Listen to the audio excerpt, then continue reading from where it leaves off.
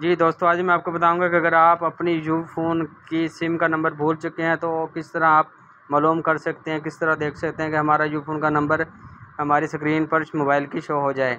تو اسی کے بارے میں آج میں آپ کو بتاؤں گا کہ آپ نے کون سا کوڈ ملانا ہے۔ وہ کوڈ ملانے کے بعد آپ اپنا نمبر چیک کر سکتے ہیں کہ آپ کی سم کا کون سا نمبر ہے۔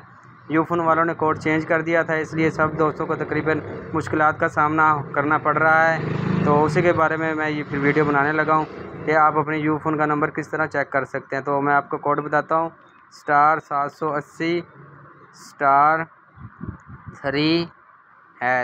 یہ کوڈ ہے دوستو، اس کو آپ نے اوکے کر دینا ہے۔ یہ میں نے اوکے کر دیا ہے۔ تو یہ دیکھیں یو فون کا نمبر یہ اسکرین پر شو ہو چکا ہے۔ اس طرح آپ اپنے یو فون کا سم کا نمبر دیکھ سکتے ہیں۔ اوکے، اللہ حافظ۔